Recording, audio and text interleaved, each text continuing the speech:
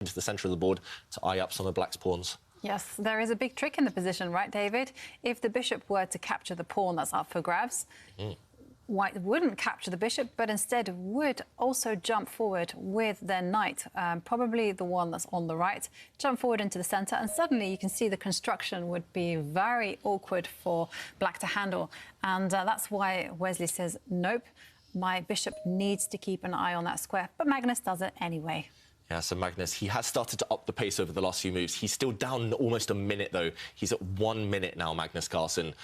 If the players get under 30 seconds, it's going to be chaos. It's going to be about who is the trickiest. Right now, White's knight jumping in, attacking some pawns. Black's queen shifts herself to the left side. Wesley playing solid chess. That Black queen now doing a decent defensive job, but also Black's pieces starting to line up against White's pawn. It's all going to happen on that B line. That's where the tension lies right now. Yeah, totally. It's a good strategical approach from Wesley. He says, yes, I have a bad pawn, but you also have one too. So as long as we keep attacking each other on our weak spots, there will be some kind of dynamic balance. So maintaining the status quo, Magnus just brings his queen over to that left side. Again, eyeing up Black's weak spot on the C line. OK, we do see bishop for knight trade. Magnus Carlsen, his clock usage has not been ideal in this game. It's not a great sign for the world champion. It shows he's still struggling to adjust. OK, we see bishop for knight trade. White capturing with a pawn. That's a risky decision by Magnus Carlsen. He wants to play for the win here. If he'd captured with a knight earlier on, then White would have been completely safe, but a draw would have been likely. So White now has doubled pawns on the central line. This one, it could still go either way, for sure. Totally. Totally agree with you there, David. I mean, there's so much tension here in the position. Wesley is just probably going to build up and keep maintaining his... This was, I was wondering, but I didn't think it was possible. Breakout move, wow. Yeah, Wesley calculating extremely well there.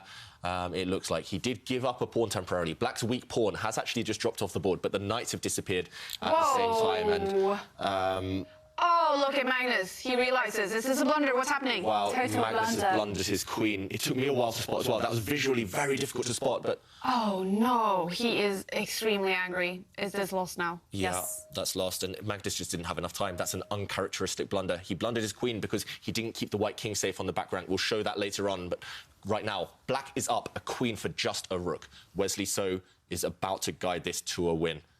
And Magnus...